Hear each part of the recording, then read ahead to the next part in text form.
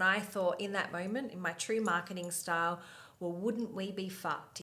Welcome to the CEO Stylist podcast, where two unlikely CEOs come together and rewrite the narrative of what it means to be a CEO stylist. Yovanka Loria and Kirsten Harris are on a mission, giving stylists permission to join the movement of artists breaking the mold of what is meant to be for the hair industry and creating the life and schedule of their dreams. Fast forward through many failed attempts and lessons learned in the process, it's time to level up the playing field. It's time to call BS on what's been done before. Yovanka and Kirsten are ready to share it all, defying the odds of the industry and teaching you how to do the same. Hi. Welcome back. Welcome back to the CEO Stylists. I haven't spoken to you all week. It's been a week. What did you say? I like what you said the other day. We've been firing Firing on all cylinders. Firing on all cylinders. I had to actually look that up. Well, I really think after that course that we did last week, we've come back and we're so focused. We had to knuckle down. So much so that we almost forgot that we needed to record a podcast today.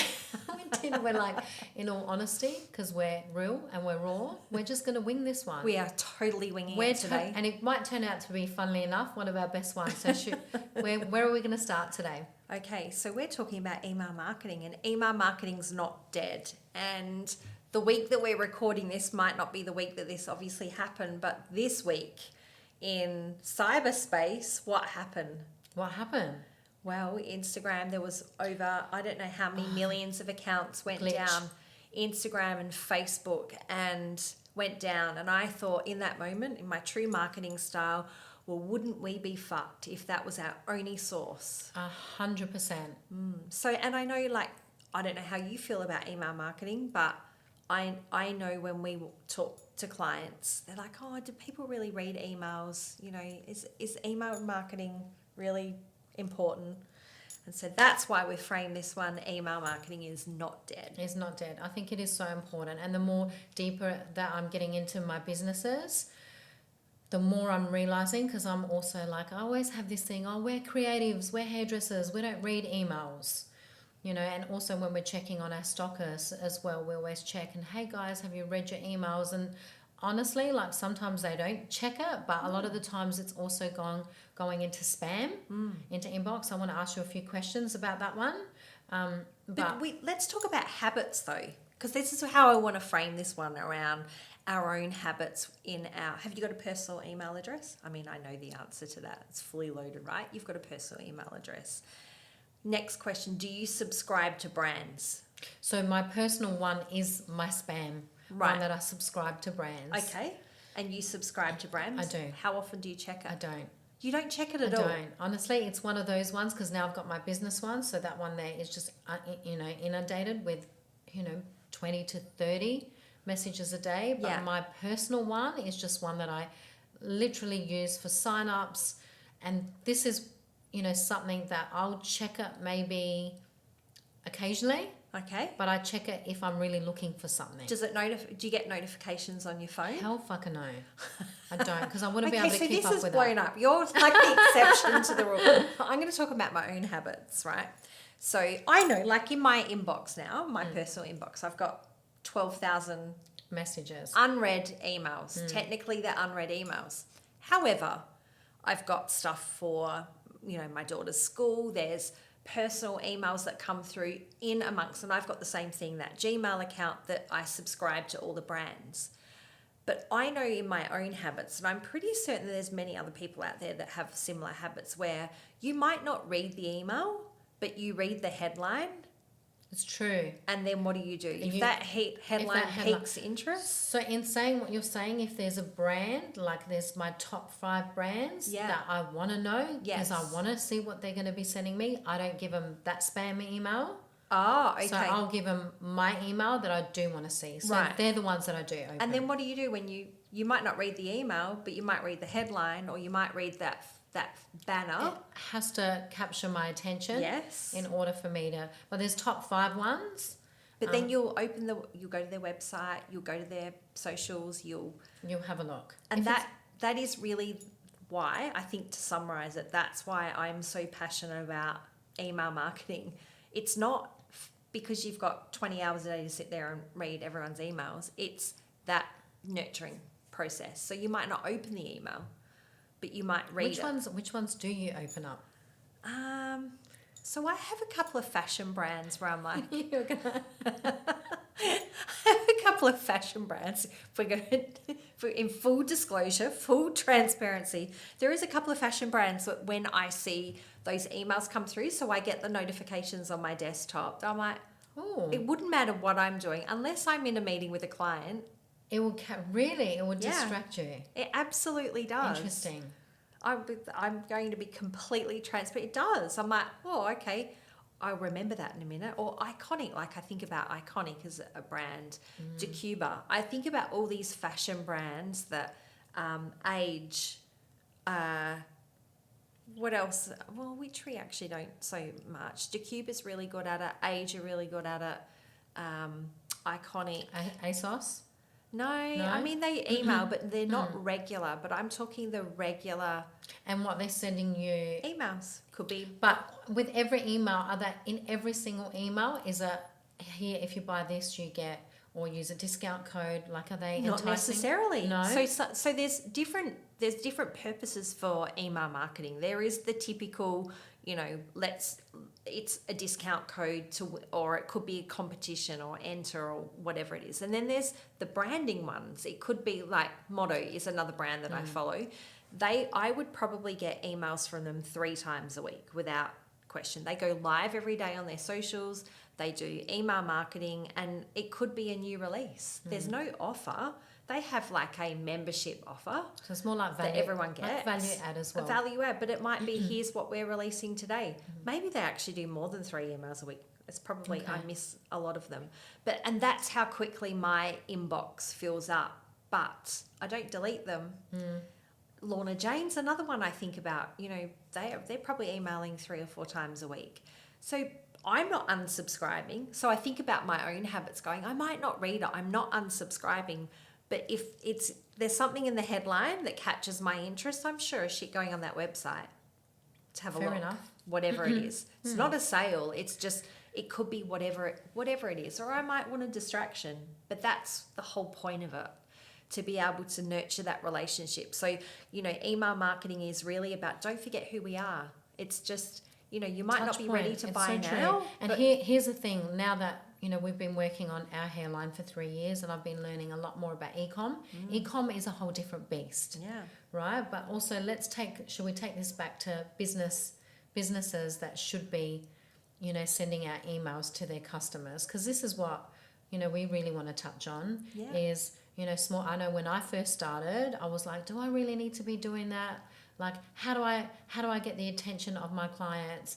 I can't, physically let them know, like every time they come in, because you lose that translation of what you're trying to, explain to them, and you don't seem professional in your approach if you're just texting them. To me, that's what I was thinking when I first. Or nothing. Texting's better than nothing at all, and you're just going to solely rely on them contacting you. For sure. But can I share a story of when I realized for my business, the power of email marketing? Sure. And why I dove deeper into it. So when I first started with extensions, when I first started, I wasn't, I was probably 70% color clients and 30% extensions. And as my business grew, as the more that I realized that this is what I wanted to be doing, I was like, wow, how am I going to really be able to tell all my clients that I need to, up my prices in order to compare what I was able to achieve with extensions? And how was I going to let them know, in essence, how I was going to have a price increase? Yeah. Or this is my price increase, and here is my new price list, and this is what I'm going to be doing. This is the direction that I'm going to be going in. So it was a funny story because I ended up putting an email together, and it was probably like we just went on MailChimp and we just signed up to MailChimp. I'm pretty sure it was free at that time. Yeah, it would have been. It's a free account up until... Depending on your subscriber list. Depending on how many subscribers you have. And we wrote out a beautiful letter. We didn't have ChatGPT back then to help us. But I wrote a beautiful letter explaining, how much I appreciate my clients, why I was upping my prices. And not explaining, but just explaining part of my business growth and personal growth. This is the reason, why I'm focusing on extensions in my business. And There was no hard feelings at all if they weren't able to commit to my new price list. But if they were happy to come in at this price point, these are my price lists, or this is my new price list. And if not, I was happy to recommend another stylist who could better serve them. And I sent out this email, and I remember being really, really nervous for the first time. But it was funny because one of my clients at that time, who I hadn't met yet, her name's Dom, which everyone will hear on our podcast, because she's become both of our personal friends and also a business consultant for me. And she's really high up in marketing and also PR. And what's her specialty is communications and crisis management. And she sent me a personal email saying, hey Yovanka, I'm a really good client of yours. I've been coming here. I have a story to share with you, and I'd really like to have a conversation with you. So I ended up calling her, and we ended up having a really good chat. And she said, like, I was just really, really impressed, with because at that point she said, I've been going to hairdressers for a while now, and there's no one does email marketing. I don't think it was really a big thing unless they were like bigger salons. Of course. Would you agree? Yeah. That had, really tapped into email marketing. But she said, your email just completely won me over, and I understand what you're trying to achieve. And she said, guess what? She said, I'm going to help you. I'm going to help you with marketing, and I'm going to help put you on the map. And she said the way that you were able to articulate that, it was genius. It was great, and you've won my respect. And it was not only her that came on to help, but it was just the ripple effect of the clients after that I needed to move on. It just came at it with respect.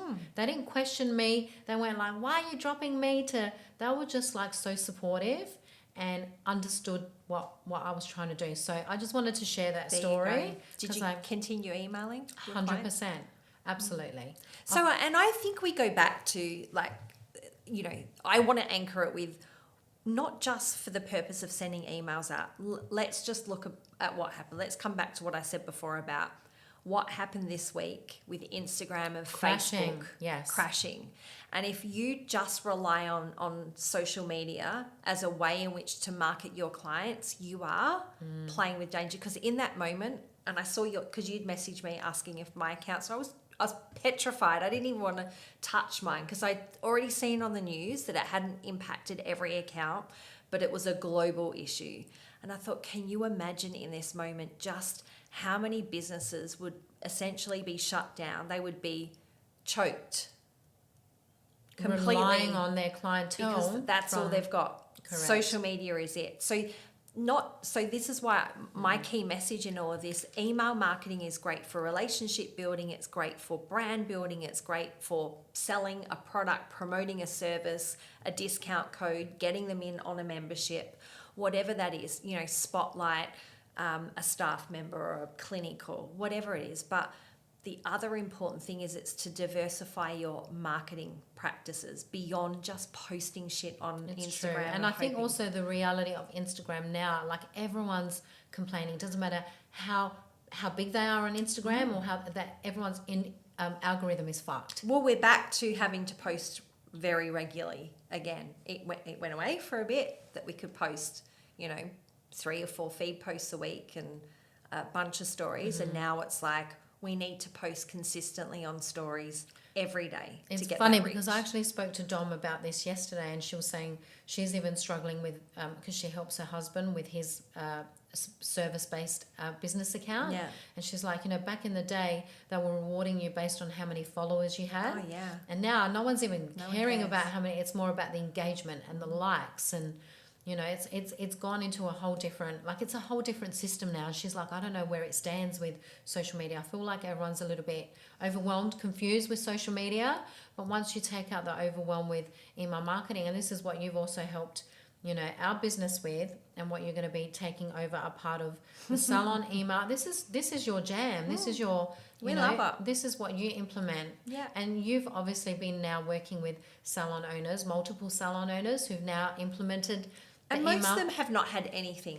So to be fair, they really didn't. They may have had what I call the set and forget marketing that's triggered based on the client behavior. Let's say they've had an appointment today, and it might be thank you for your business, or it might be a appointment reminder. The critical issue I have found working with most salons is they've got 99% of mobile numbers, but they have probably on average around 30 to 40% of email addresses, which is a significant issue. And I think it's gone, I know that the barrier to that is, typically the behavior could be from the client saying, I don't want you to spam me. Well, why would we do that? But we want to be able to keep in contact as well. I think that's a really important takeaway, because it's not, you don't want to, like some of the, and I'll be honest, some of the email, the e-com, like it is a little bit spam for me, but if it's a personal business that I've connected with, I don't want to, like, that's why we're so mindful of it, because you don't want to over bombard them with information as well. Well, there's two schools. Like I followed, when I first started my agency, I was following this marketer who's extremely successful. One of my friends, Kelly, put me on to, I'd never heard of him before, and he's marketing to allied health businesses, and I wanted to understand what he was doing. There wouldn't be a day that goes by that I don't get an email from him. Now I don't have an allied health business, but I did it. I subscribed because I wanted to understand their behavior. Now he's a marketer. He's made a lot of money teaching other businesses how to market, and his jam is email marketing. Every day I get an email from him. Even now? And do you find it annoying now? No, because He's if engaging. you ask me, I won't reveal his name, but if you ask me what his business is and who he is and what does he do, I could tell you, because that's how clever. So I'm like, is it spam? Is it education? I'll never forget who he is. It's just a lot. Look, honestly, it's a lot for business owners, and I feel like now there's broadcast channels and like it's so information sensory overload, which I don't think, honestly, like you got to be a special type of personality type to be able to convey a message that can keep people engaged at that capacity. Yeah. Right? Absolutely. Which most business owners, because I also feel like even, and I won't mention names because there's so many amazing artists, but that's just me. I'm a weirdo. Like if I see them all the fucking time on social media, you get like people need to have a little bit of a mystery about them, right? That's why I feel like a little bit, I feel bad for like influencers that have to put themselves out every day. But even with that, you just get like how many times can you like see someone's before you're like, all right, I'm done with you, I've had enough. So I think there's a fine line with email marketing. There is, and it's also about like, let's look at a typical website. You might have an e-com shop attached to it, so that might be triggered by Shopify. So you might have an out of cart email. So you're shopping on that brand, you put something in the cart. We all do that, right? I love doing that. It's like buying without actually spending the money. And so a good marketing system will have, hey, you left something in the cart. So that's an email that you'll get. So a reminder, that's triggered off your marketing system. And then you'll get other, hey, like let's say in a service business, you've had an appointment today, you thank you for your business. Please review us on Google. So you'll get that email. You might get one that you haven't booked a future appointment in. So a reminder to book your future appointment in. So you'll get that email. So I'm like, okay, there's no education in this. There's nothing about, they're coming in, let's say for a half head of foils, toner cut, blow dry, but you want to market another service to them. So then you can turn on all those triggers in your email marketing systems. Then we'll go to a platform like MailChimp. So MailChimp is a whole nother plethora because you've got audiences that you can build out. And flows. And landing pages. And if they, if you've got multiple services that you want to promote, and then they tick what they want to learn more of, and then you've got email campaigns connected to all of them. Like I remember this client that we built out email marketing for, and she had really expensive body contouring machines, and it was an education process because no two machines are the same. She had the high level machines, but they're complex to explain, so we have to take them through a journey. Well, they ended up being like 8 to 10 emails per machine. So you imagine if a prospect went, well, I want to know about all their machines. Yeah, I love that. We're looking at it going, oh, wow, they're going to get like 24 emails over a... But then they're still learning, they're still educating. See, and I love that. Yeah. And it's really important as well. There's a couple of questions I want to ask you. Go for it. So the first question is, with that process of that journey... Do you want to actually explain like what a good open, like so people understand, like is there an open rate Yeah. Like you can check. Good. That's a really good question. Yes. So it's really important. So this is the big difference. I know most email marketing systems, or most, platforms that give you capacity to email and send SMS messages. Most of the industry-based programs will give you a measure. SMS will always say 100%. The reason why is because we get them in our text. Now, SMS is something that you pay for. You pay for it, yeah, of course. Which is why if someone's got, just to explain, yeah. So if someone's got 1,500 clients on their database, yes, they're not really going to SMS because that would cost. Well, it depends on your call rate. A good call rate, God, this could be. I know, but it's jumping into the firing iron here. A good call rate for SMS is around 7 cents per mobile. So if you've got your data looking healthy, you've got no double ups, you're single message, but there's so many limitations. That's the thing, it's a single message. So many limitations, but you can do some clever things like add bit.ly links to it, and you can build out data flows and all of that. That's fine, but an SMS is 100% open rate, but that's bullshit, because I've probably got text messages that you still don't open, that I haven't opened, but our data will tell that it's open 100%. Yeah, fair. With email marketing, if you could get a 25% open rate, that's considered good. It's good. So that's one thing to remember. Even doing all the effort around email marketing, whilst I say it is amazing and it's important and it forms part of your marketing strategy, it's a 25% open rate's about our aim. Which is still, like you said, if you refer it back to the touch point, it's still a touch point that they might not see on social media. That's it. So Absolutely. you kind of because we've learned, like, you kind of repurposing the content from social media, and you can elaborate, and you can really get your clients to understand what you're doing, and you take them through that process, that journey, so they're learning more and more about it. Because, like, what's that touch point? They need to see it 27 times. Between 2 to 27 times before they convert, which is true. Another question I have, do you want to explain, because this is something that I didn't know in the beginning as well, and I know you hear it a lot of the time, like people say, what's the difference between an EDM and a newsletter? Is that a good one? That's a good one, actually. So EDM, I know all these terms are phrased. EDM is really like a single message email, where if you want to promote a particular service or a particular product, it's a single message. Typically, that's what an EDM is. A newsletter is much like a newspaper, but a digital form. So it might be a once a month or a once a quarter, like a seasonal thing where you might have a brand message from the owner of the business. And you're putting your updates in there. You're putting updates, you put a spotlight in there. We do a lot of that in our business. So, and that's what, I think for some people, to wrap their heads around, well, what's the difference between EDM and newsletter? It's multi-message. That's what, and then we have, the other thing, obviously, landing pages as well, which is like a digital single message, which when, we've got client landing pages that we've built where they jump on that, then they subscribe or they nominate that they want to learn more about a particular product or that particular product off that landing page, and then that triggers email marketing as well. So there's so many different ways that you can. But this is your skin a cat. But this that's a terrible thing. But it really is. There's so many different ways. There's so many different ways. So that's essentially the difference between. And this EDM is really and your specialty. This is what you do, part of your business, and this is what we encourage. Even before we got together, like I was teaching, people in my course when they were coming along to learn the extensions, like just set up MailChimp and connect with your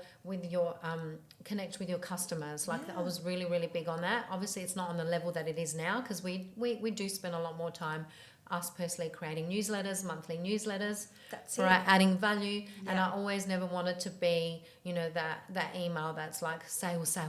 No, you really don't want it to be about that. But it can't be, it can't always be about putting ad campaigns out with an offer and hoping to God that someone buys it, because they're not. That's not going to be the only thing. They're not like it. That's luck. That's not a strategy without having everything else. So, that's one of the first things I talk to my clients about. It's not about putting an ad campaign up and just hoping that someone will buy it. You have to have all of this set up. So even on your website, have a website, have a basic website with at least 1 or 2 pages, but how do you get those people into your audience? They haven't bought from you yet. They've got to subscribe to something. So the minute they subscribe, their expectation is if they're either going to do an exchange of an email because you're offering them something like a new client voucher, or they expect to receive information from you. But typically what I see is these subscriber boxes that sit on websites, and they build out this funnel of email addresses but do nothing with it. Correct.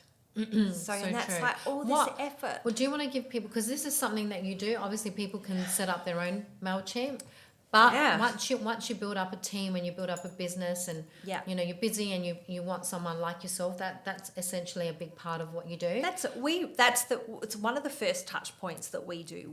I work with my team and we will build out their email marketing strategy. We try and get some basics on the ground first with every client that we work with before we even launch their first ad. Yeah, because I love that. If you can't nurture them, then what's the point? Because Meta will spend your money. They will. And what's the point of putting it out there? Like you say, if you're not having that backstory where they can get to know who you are, what you're about, what you're offering, it's not going to convert. Then the ads end up not working, or they say that it's not working, but it's kind of like a funnel. It's a funnel. It's a funnel. And the way I explain it, funnel. Just imagine, for our listeners, just imagine a bucket. You want a bucket of leads, and if you have 1,000, expect that maybe you might convert 5% of them. So do you want to maybe list off like what are your top 5 examples of emails that you would send out to a new client? Yeah, so the first one would always be a welcome, and it's always about you as the owner of the business, is the first one. And the rules of the game, like what I say, not the rules of the game, their expectations, like what they would get having an experience in your business. That's the first thing. So visual, concept, and it's got to be, we really try and nail that first one. Welcome, brand, this is who we are, this is what we're about. So that really lovely welcoming, because that's the hardest. The hardest part is getting that email address. I think we probably don't respect that journey enough, where it's like, how did they get onto your website? How do they even know about you? They've suddenly given you their personal information.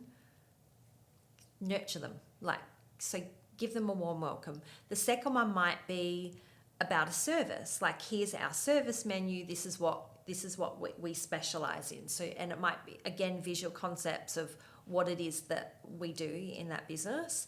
The next one might be staff bios, like here's the team and this is who you would go to. So this would be those first 3 emails. We would probably schedule them, because that's the other beautiful thing about using an email system is you don't have to sit there every day and hit send. They've received the first automated one. We put it in what's called a journey.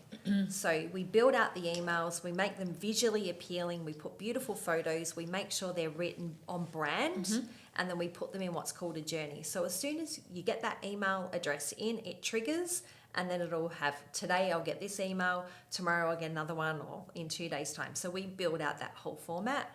The 4th email from bio, so we go personal to service to bio, and then the other one might be a spotlight again on another service, and then always we'll finish with a testimonial. Here's what our clients are saying about us. Always a call to action on every one of our emails. Call to action, it could be learn more, click on, have a look at our Instagram, have a look at our testimonials, book a consult, whatever it is, but always leave them with something to do at the end. And then the last one could be, you could link them to a tutorial from Instagram. There's so many different things that you can do. I really love that. Yeah. I think that's so important. And we've got clients that don't want to do newsletters at all, and they they just want to send out EDMs every month. So it's like, fine, we can write an email, you can put into cater a journey, it to whatever that business, whatever they want. Yeah, I love that. Yeah. Amazing. So what's your parting my parting advice? Clean up your data. Work with what you've got. So don't go out and buy new subscribers. The first place I would definitely look at is everyone's got emails sitting in their CRM system or in their salon software now. Work with that and create a strategy. Regardless of how often you see them, it doesn't matter if you're a solo operator or you've got 10 people in your business. Respect those email addresses, even if they're clients that haven't come back to you for a long time. Get in there, get in front of them and start building out those emails. If not, you can talk to us. We happily work with clients to be able to build out those marketing strategies, but just have a go yourself. That's what I think. Have a taste for it so you get an understanding of what it's like. Clean up that database is the first thing to do. Get in front of them, get them, email them a couple of times on not bullshit stuff, like have a purpose behind it. Have a strategy, but, for sure. Just keep it really simple and keep it visually appealing. That's so important. But above all, please make sure your subject heading, and you get your subject heading, and a lot of the time you'll get your sub context as well. Make sure that that's capturing. Use ChatGPT if you have to, but make sure, because that is the most important real estate in your email system. If that doesn't capture their eye, they are not opening that email. That's very true. And I just want to say as well, for any hairstylist, even if you're a single operator, I was that single operator, and you have to.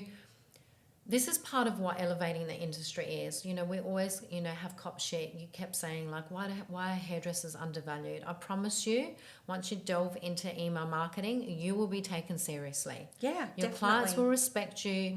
You won't get that resistance. You'll be able to communicate your message. So even before they've come to sit in your chair from a consultation, because I know, if they've clicked on our journey, they've already experienced who we are, what we're about. Then if they decide to book in for a service, when they're sitting in the chair, you've alleviated all that stress. Yeah.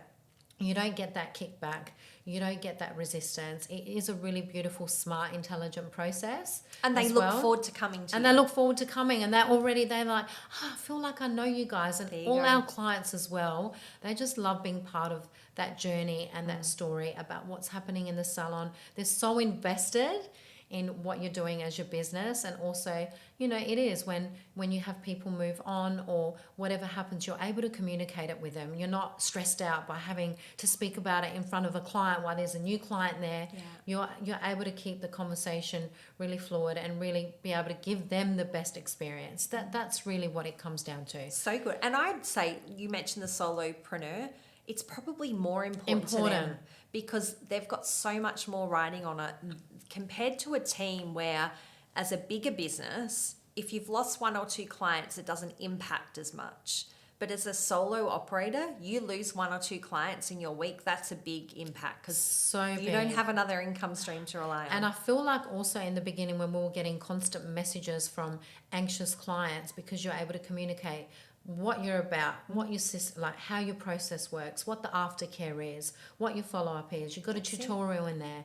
Like, they just become a lot more respectful, and it just kind of eases their mind on how you operate and what they also need to do, how you're educating them. It really is genius. And please invest some time learning about it. Now you've got ChatGPT as well. That is you can put in, what's my hook? Give me some ideas, like list off 5 ideas for my email marketing strategy. Oh my God, it's so amazing. And if you can't do it on your own, if you're not techie like me, because I really hate that tech, this is where you need to go speak to Kirsten and her team. They'll get you sorted. Thank you. I'm going to leave everyone with something to do as a bit of a motivator. Good idea.